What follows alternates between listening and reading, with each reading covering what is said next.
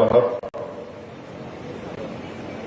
وہ سابقہ deputy mayor جناب عباس سمیع صاحب، حافظ یوسف صاحب، سندیکیٹ کے میرے مجلس اتحاد المسلمین کے ذمہ داران و صدر، معزز حاضرین اکرام، میرے غیور نوجوان ساتھیوں، میرے سردار اور بہنوں، میں سب سے پہلے آپ تمام کا شکریہ ادا کرتا ہوں کہ آپ نے اپنا قیمتی وقت نکال کر اور رمضان کے اس مبارک مہینے میں روزے میں رہتے ہوئے بھی آپ نے آج کے اس انتخابی جلسے عام میں شرکت کی۔ میں آپ تمام کا شکریہ ادا کرتا ہوں اور ساتھ ہی ساتھ آپ سے اپیل بھی کرتا ہوں کہ 30 تاریخ کے دن جو سندیکیٹ کے بلدیہ کے انتخابات کے رائے دہی کا دن ہے، اس میں مجلس اتحاد المسلمین کی جانب سے 5 امیدوار مجلس نے کھڑا کیے ہیں۔ وارڈ نمبر 19 سے جناب جکولا کرشنا صاحب، وارڈ نمبر 20 سے شیخ عبود صاحب، وارڈ نمبر 29 سے عبدال نصیر ارشد صاحب، وارڈ نمبر 30 سے محترمہ سبیہ سلطانہ صاحبہ، وارڈ نمبر 21 سے محترمہ ریحانہ عبدالی مصطفیٰ صاحبہ۔ یہ مجلس اتحاد المسلمین کے امیدوار ہیں۔ مجلس اتحاد المسلمین کا انتخابی نشان پتنگ کا ہے اور میری آپ سے دبن گزارش ہے کہ آپ متحد ہو کر اپنے ایک ایک ووٹ کا صحیح استعمال کریں اور ان 5 بلدی حلقوں سے مجلس اتحاد المسلمین کے امیدواروں کو اپنا ووٹ دے کر اور اپنی دعاؤں سے ان کو کامیاب اور کامران کریں۔ میرے عزیز دوستوں اور بزرگوں، مجلس اتحاد المسلمین آپ کی متاع عزیز ہے۔ مجلس اتحاد المسلمین پچھلے 65 سال سے زیادہ عوام کے درمیان میں رہ کر عوام کی خدمت کرتی آئی ہے۔ مجلس اتحاد المسلمین کے خدمات کا ایک ریکارڈ ہے۔ اس جماعت نے کئی نشیب و فراز کو دیکھا۔ اس جماعت کو بڑے مصائب اور مشکلات کا سامنا کرنا پڑا۔ مجلس اتحاد المسلمین کے قائدین کو ہمارے بزرگوں نے بڑی تکالیف اٹھا کر، بڑی قربانیاں دے کر جیل کی صحبتوں کو برداشت کیا اور اس جماعت کو آج اس مقام تک پہنچا دیا۔ میرے عزیز دوستوں اور بزرگوں، وطن عزیز کے حالات سے آپ تمام باخبر اور ان کو جانتے بھی ہیں کہ کس طریقے سے ہمارے وطن عزیز میں خاص طور سے اقلیتوں کو، ان کی آواز کو دبانے کی کوشش کی جا رہی ہے، ان کے خلاف نفرت پھیلانے کی کوشش کی جا رہی ہے، اور ایسے دور میں بہت ضروری ہے کہ آپ اپنی ایک سیاسی آواز کو مضبوط کریں۔ میں آپ کے درمیان میں یہ کہنے کے لیے نہیں آیا ہوں کہ 30 تاریخ کے دن آپ اسد الدین اویسی کے نام پر ووٹ دیجیے۔ میں آپ کو یہ سمجھانے اور آپ سے گزارش کرنے کے لیے آیا ہوں کہ آپ اپنی قیادت کو سندیکیٹ میں مضبوط بنانے کے لیے، یہاں پر آپ کی ایک لیڈرشپ کو بنانے کے لیے، یہاں پر آپ کی ایک آواز کو مضبوط بنانے کے لیے، یہاں پر آپ کی ایک علیحدہ سیاسی شناخت کو بنانے کے لیے، یہاں پر آپ کی ایک طاقت جو اتحاد کی بنیاد پر آپ اپنی طاقت کو بنا سکتے ہیں، ان چیزوں پر میں آپ سے اپیل کرنے آیا ہوں کہ آپ مجلس اتحاد المسلمین کے ان 5 امیدواروں کے اپنی ووٹ دے کر ان کو کامیاب اور کامران کریں۔ میرے عزیز دوستوں اور بزرگوں، مجلس اتحاد المسلمین پر تنقید تو بہت کی جاتی ہے اور ایک مزاج بن چکا ہے کہ مجلس اگر حیدرآباد سے چھوڑ کر کہیں پر بھی الیکشن لڑتی ہے تو تمام سیاسی پارٹیوں کے سر میں درد شروع ہو جاتا ہے۔ پیٹ میں درد شروع ہو جاتا ہے کہ آخر کیوں مجلس اتحاد المسلمین حیدرآباد میں بیٹھ کر حیدرآباد سے باہر نکل کر انتخابات میں حصہ لیتی ہے۔ میرے عزیز دوستوں اور بزرگوں، میں نے ہمیشہ اس کا جواب دیا ہے اور آج بھی دے رہا ہوں، میں جس جماعت سے وابستہ ہوں، میں نے اس جماعت کے اپنے بچپنے میں اس جماعت کے ان دنوں کو بھی دیکھا جب مجلس اتحاد المسلمین کے پاس اتنی سیاسی طاقت نہیں تھی، مجلس اتحاد المسلمین کے پاس اتنی شہرت نہیں تھی۔ میں ان دنوں سے اس جماعت کو دیکھ رہا ہوں۔ میں نے مرحوم قائد سالار ملت کے ساتھ ان کی اس جیپ گاڑی میں بیٹھ کر ہمارے گرمیوں کے اسکول کی چھٹیوں میں نے مختلف اضلاعوں کا دورہ میرے بچپنے میں مرحوم قائد کے ساتھ کیا، اور میں نے ان کی تکالیف کو دیکھا، ان کی محنت کو دیکھا، ان کی جستجو کو دیکھا، ان کے اخلاص کو دیکھا، ان کی طلب کو دیکھا، ان کے سیاسی پیغام کو سمجھنے کا موقع ملا۔ اور جو بات مرحوم قائد سالار ملت اپنی ولولہ انگیز تقاریر میں اور اپنی گرجدار آواز کے ذریعے کہتے تھے کہ ہم کو اپنے ایک سیاسی پلیٹ فارم کی ضرورت ہے، ہم محسرم اقلیتوں کو اپنے ایک مرکز سیاسی کی ضرورت ہے۔ میرے عزیز دوستوں اور بزرگوں، یہ بات سلطان صلاح الدین اویسی مرحوم میرے قائد میرے سالار یہ کب سے کہتے تھے؟ آج سے 40 سال پہلے مجلس اتحاد المسلمین کا یہ صدر مرکز سیاسی کی بات کرتا تھا۔ آج آپ دیکھتے ہیں کہ ملک کے کونے کونے میں اگر آج مجلس نوجوانوں کے لیے ایک طاقت بن چکی ہے، اگر آج ملک کے کونے کونے میں غیور نوجوانوں کے ہاتھوں میں مجلس کا اگر پرچم ہے، اگر آج ملک کے ہر مختلف ریاستوں میں نوجوان مجلس اتحاد المسلمین کو اپنی آواز اور اپنی شناخت سمجھتا ہے، وہ اس لیے کہ وہ اس بات کو سمجھ چکا ہے کہ اب دیگر سیاسی پارٹیوں پر بھروسہ نہیں کیا جا سکتا۔ ہم کو اپنی پارٹی کو مضبوط بنانا ہے، ہم کو بھارت کی جمہوریت میں اگر اپنی آواز کو بنانا ہے، اپنی شناخت کو زندہ رکھنا ہے، ہم کو اگر ہمارے تعلیم کے مسائل کو حل کرنا ہے، اگر ہم کو ناانصافیوں کا خاتمہ کرنا ہے، اگر ہم کو بلدیہ سے لے کر پنچایت سے لے کر اسمبلی اور پارلیمنٹ تک اگر ہم کو اپنی آواز کو اٹھانا ہے، تو ہم اپنی آواز کو مختلف سیاسی پارٹیوں کے پاس 60-65 سال سے گروی رکھ چکے تھے۔ اگر ہم کو اپنی آواز کو پہنچانا ہے تو بے نام کی لیڈرشپ نہیں بلکہ نام کی لیڈرشپ کو پیدا کرنا پڑے گا۔ اگر ہم کو سدی پیٹ کی بلدیہ میں، تلنگانہ کی اسمبلی میں، بھارت کی پارلیمنٹ میں اگر ہم کو اپنی آواز کو اٹھانا ہے تو وہ لوگ ہی اٹھا سکتے جو ہمارے غم کو سمجھ سکتے ہیں، جو ہمارے بہتے ہوئے آنسوؤں کو، آنکھ سے جو گرتا ہوا آنسو اس کو سمجھ سکتے ہیں۔ ہمارے مسائل کے حل کے لیے اس لیے ضروری ہے کہ اسی لیے میں آپ سے اپیل کرنے آیا ہوں کہ 30 تاریخ کے دن آپ کو ان تمام چیزوں کو سامنے رکھ کر اپنی جماعت، اپنی متاع عزیز مجلس اتحاد المسلمین کو کامیاب اور کامران کرنا ہے۔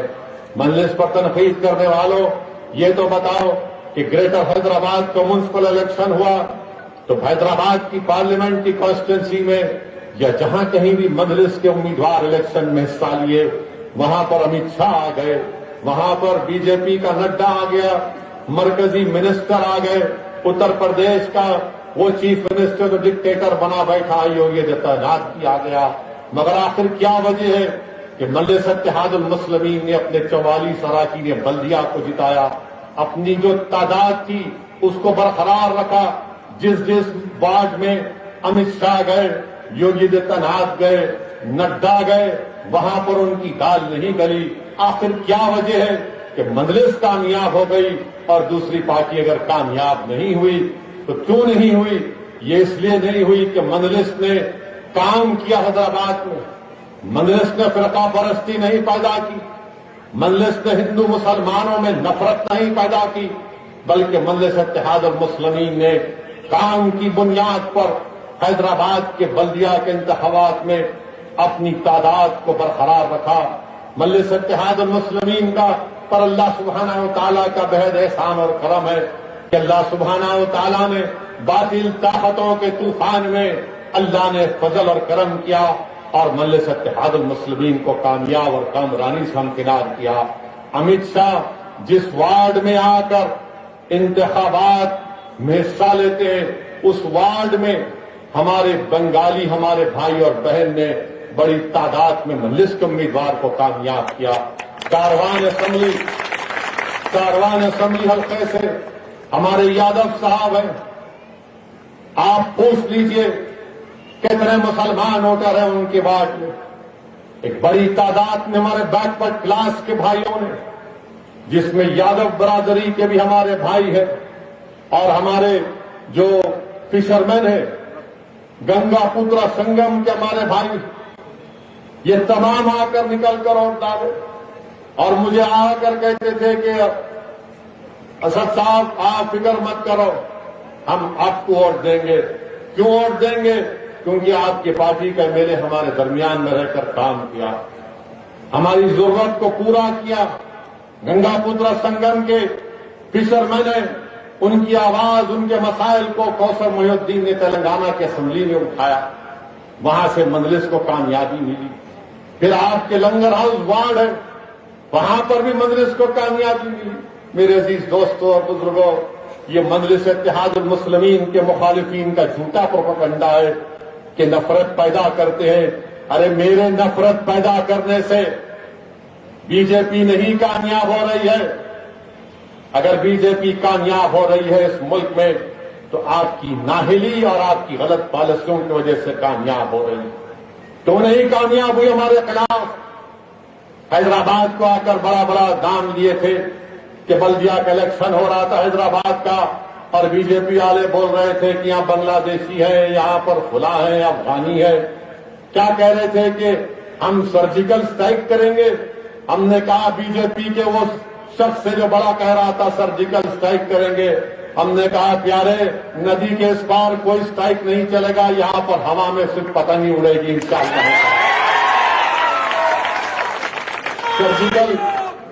سرجیکل اسٹرائک کریں گے۔ کیا پرانا شہر کا علاقہ کوئی بارڈر کا علاقہ ہے؟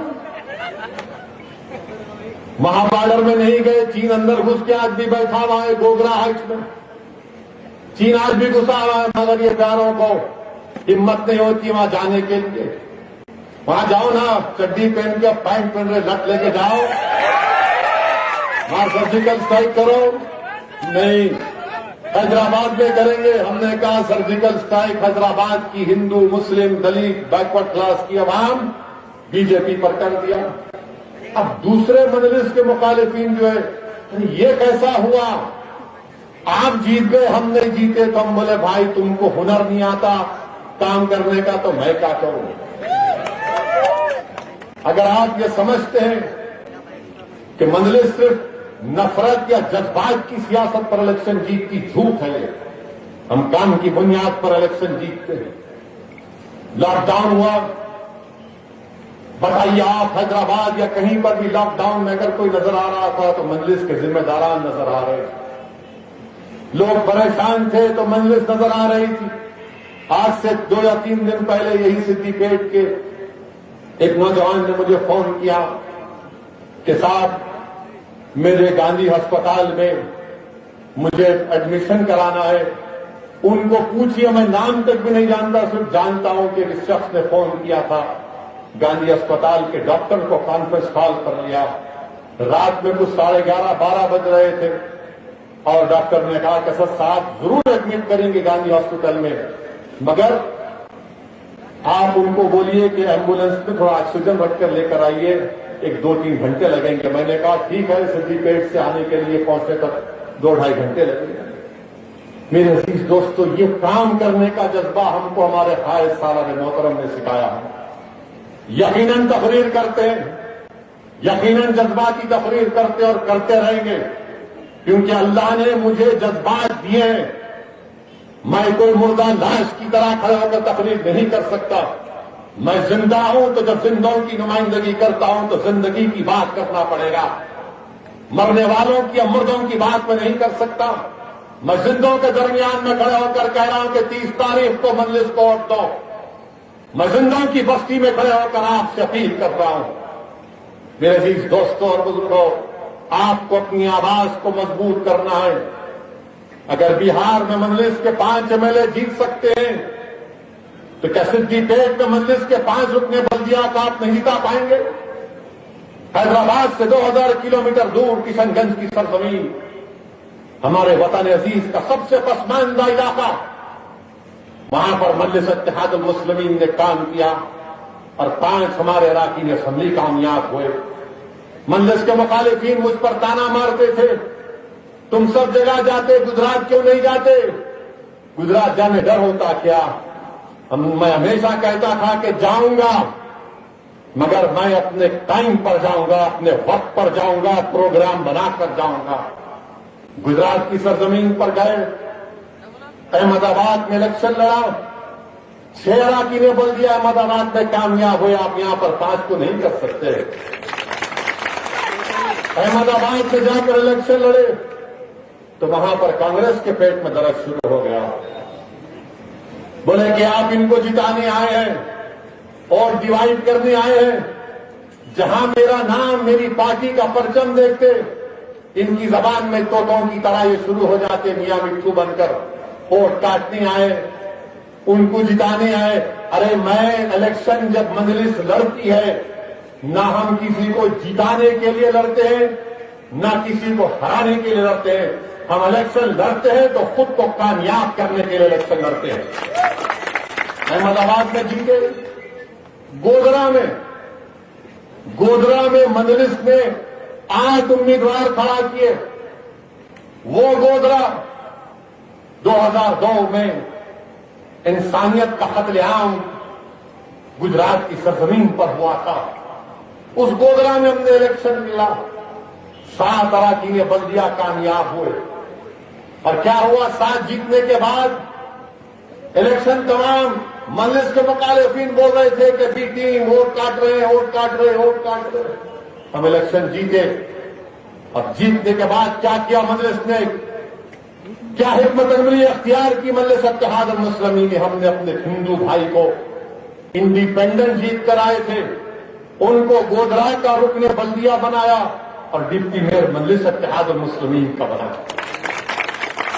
گودرا میں کیا، موڈاسا میں 9 رکن بلدیہ جیتے، کانگریس کے 6، سب سے بڑی اپوزیشن پارٹی مجلس اتحاد المسلمین نے موڈاسا گجرات میں۔ میرے عزیز دوستوں اور بزرگوں، ہمارا مقصد ایک ہی ہے کہ سیاست میں حصہ لیں گے۔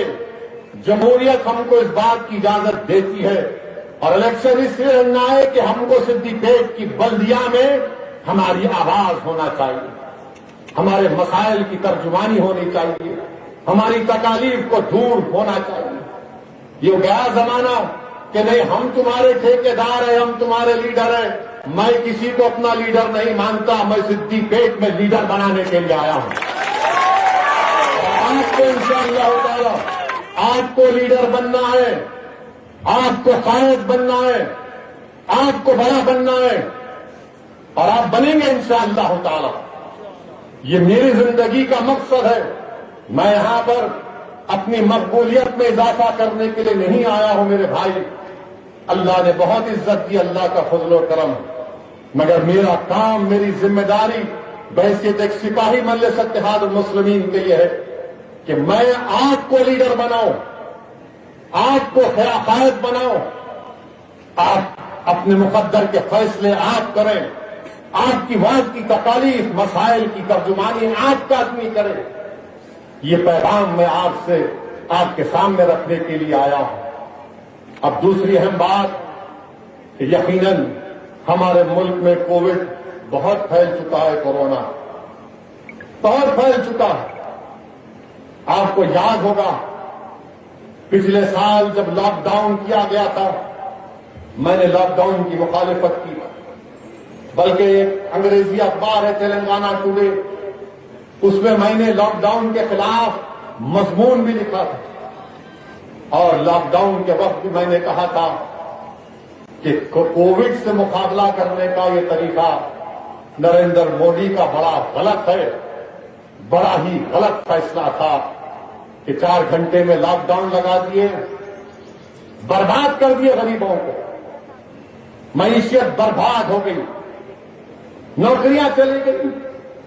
رات کی 8 بجے وزیر اعظم آ کر بول دیے کہ بھائیو بہنوں لاک ڈاؤن ہے 4 گھنٹے کے بعد۔ غریب برباد ہو گیا، کووڈ ختم نہیں ہوا تو مودی جی نے کہا میرے پاس ابھی ابھی رات میں سو گیا تھا، صبح اٹھا کروٹ لے کر سیدھی طرف تو میرے دماغ میں آئیڈیا آیا کہ اگر ہم تھالی بجائیں گے اور تالی بجائیں گے تو کورونا۔ میں نے اس وقت بھی کہا یہ کیسے ہوگا؟ بیماری کیا آواز سے بھاگ جاتی؟ اگر بیماری آواز سے بھاگتی ہنسنے کے لیے نہیں، اگر بیماری آواز سے بھاگتی ہے تو مریض کی آہوں سے بھاگ جانا چاہیے تھا، اس کے بیوی کے رونے سے بھاگ جانا چاہیے تھا، اس کے بچے جو یتیم ہو جاتے اس سے بھاگ جانا چاہیے تھا، مگر کہا وزیر اعظم نے کہ تھالی بجاؤ۔ تو ان کے دیوانے بھکت جن کی آنکھوں پر پردہ پڑا ہوا ہے، جن کے دماغ میں سوچنے کی سمجھنے کی صلاحیت ختم ہو کے رہ گئی، پورے آ گئے تھالی بجا، تھالی بجا۔ پھر بعد میں مودی نے کہا دیا جلاؤ، کوئی پٹاخے جلا، یہ سمجھے کہ کورونا بھاگ جائے گا۔ لوگ دیوانے ہو چکے ہیں، غلو جو کہ اس میں آ چکے ہیں۔ کورونا نہیں گیا تو پھر کیا کیا؟ بولے کہ یہ تمام فیل ہو گیا، اب اس کو مذہبی رنگ دیتے، تبلیغی جماعت کو الزام لگا، یہ تبلیغی جماعت ان کی وجہ سے کورونا پھیل گیا، یہ ذمہ دار، ایسا کیمپین چلایا ٹی وی کے اوپر۔ یاد رکھو آپ، میں آپ کو یاد دلا رہا ہوں پچھلے سال اپریل مئی کی اسی مہینے کی تاریخ، تھوڑا اپنے حافظے کو تازہ کرو، دماغوں پر زور ڈالو ٹی وی کا، یاد کرو کہ پورے ٹی وی پر اخبارات میں تبلیغی جماعت مسلمان کی وجہ سے کورونا پھیل گیا، یہ لوگ تھوکے کھانے میں، جیلوں میں ڈالتے، اور ایک کے بعد ایک کورٹ میں کیس ختم ہو گیا۔ تو اس کے بعد سمجھ میں نہیں آیا، لوگ 1 لاکھ پہلی ویو میں قریب 1 لاکھ 1.5 لاکھ کے اوپر لوگوں کی موت ہو گئی۔ ان کو 3 مہینے کا ٹائم ملا تھا، 6-7 مہینے کا، تو کیا کیا انہوں نے؟ چھاتی مارنا شروع کر دی۔ موڈی بولے کہ مودی نے کورونا کو ہرا دیا، مودی نے کووڈ کو ہرا دیا۔ ان کے منسٹر ایم پی بولے دیکھے مودی نے کیا کیا، پورے دنیا کو وشو کو بتا دیا کہ ہم کووڈ کو ہرا دیے۔ میرے عزیز دوستوں اور بزرگوں، خود لوک سبھا کی تقریر وزیر اعظم کی فروری میں مودی نے یہی بات کہی کہ ہم نے کورونا کو کووڈ کو ہرا دیا۔ ورلڈ اکنامک فورم میں تقریر کر رہے تھے وزیر اعظم، وہاں پر بھی کہہ رہے بڑے لمبی چھوڑ رہے تھے، چھوڑ دیے۔ ان کے منسٹر بولے ختم کیا آ گیا کورونا، اور ہوا کیا؟ وہ بیماری دوبارہ آ گئی۔ تمام ایکسپرٹس بول رہے تھے، جس کو انگریزی میں کہتے ہیں ایپیڈیمولوجسٹ، جن کے پاس 1 ڈگری 2 ڈگری نہیں، مودی کے پاس 1 ہی ڈگری ہے، ان کے پاس 13 ڈگریاں ہیں۔ وہ زندگی بھر پڑھتے ہیں، ابھی پڑھ رہے ہیں، وہ لوگ بولے کہ سیکنڈ ویو آئے گی، مگر ہمارے لوگ، وہ کبھی آپ دیکھیں ٹارزن بول کے آتا تھا، وہ ایسا چھاتی مار کو چیخا مارتا تھا، ٹارزن کے سے پورے ختم ہو گیا، پلٹ کے آیا۔ پارلیمنٹ کی ہر تقریر میں بی جے پی کا ایم پی، مودی جی نے ہرا دیا، کورونا بھاگ گیا، ویکسین لگا دیا اور پورے وشو کو دے دیا۔ اب کورونا واپس آ گیا۔ اتراکھنڈ میں مودی کا اشتہار اخبار میں مارچ کا ویلکم کر رہا ہے اتراکھنڈ کو۔ اتراکھنڈ کا چیف منسٹر بول رہا کہ کچھ نہیں ہے کورونا یہاں پر۔ انہیں پھٹے ہوئے جینس کا ایکسپرٹ ہے اتراکھنڈ کا چیف منسٹر، خود کورونا ہو گیا۔ कोई नहीं लिखता, उत्तराखंड के ऊपर कोई नहीं लिखेगा, कोई नहीं टीवी पे बोलेगा। मगर जब तबलीगी जमात की बात आई तो पूरे के पूरे एक हो गए। मेरे अजीज दोस्तों और बुजुर्गों, आज मुल्क में बुरा हाल है, मुल्क में बुरा हाल है। 8 महीने